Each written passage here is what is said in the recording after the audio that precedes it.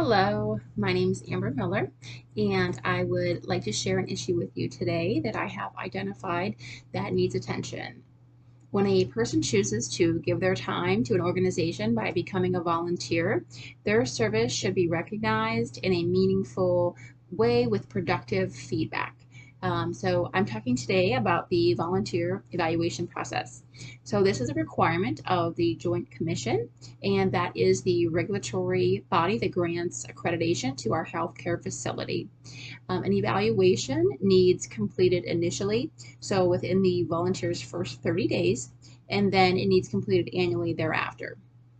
The current process that exists to meet this requirement is quite outdated and honestly does not serve the purpose of what it is intended to do, and that is to provide effective communication to the volunteers about their performance, as well as to serve as a tool for the volunteer supervisors so that they are able to coach and lead that volunteer to success. So the history and the requirements of this documentation are based on the culture of the healthcare environment and healthcare facility.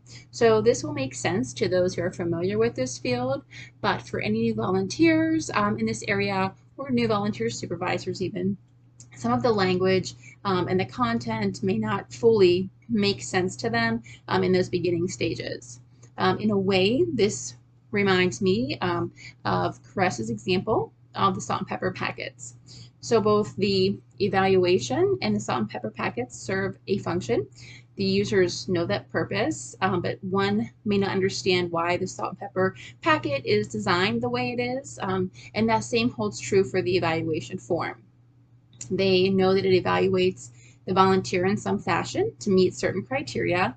However, there is room for multiple interpretations, of some of that content in the evaluation. So both the volunteer and the volunteer supervisors may not realize some of the reasons behind some of the questions.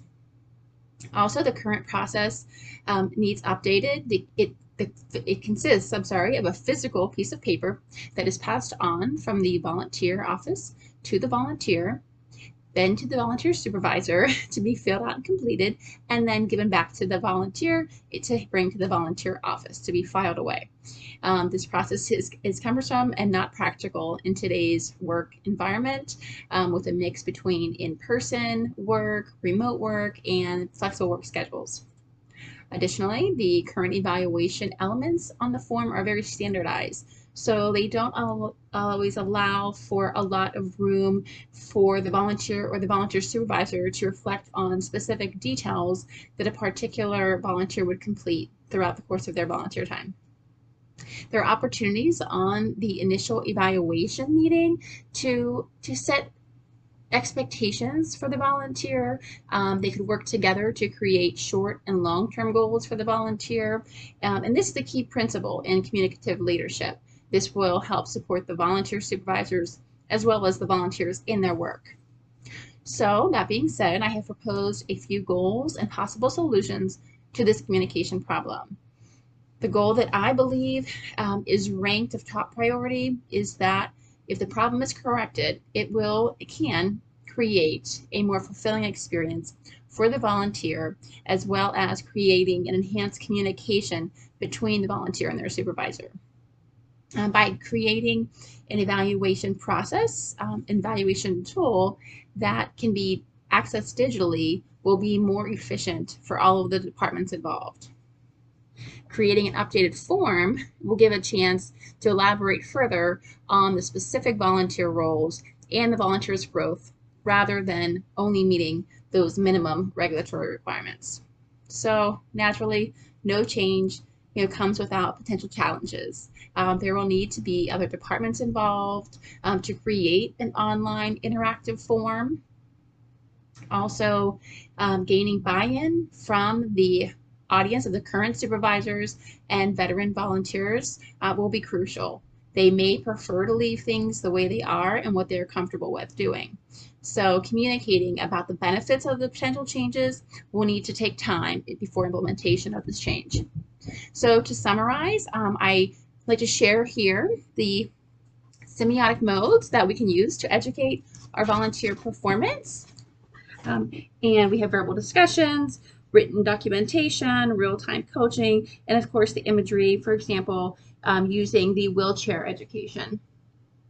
Then I have here just an example of why this is the current process is a lot of time wasted touch points with the volunteer office and then to the volunteer department where the volunteer is serving, back to the volunteer, and again back to the volunteer office. Very cumbersome. Ideally, the digital process would start with step one. The volunteer office would create that document and then digitally send it along to the volunteer and volunteer supervisor, and then they would complete that process, and then the volunteer office would receive the notification digitally and then be able to have due dates for the following year.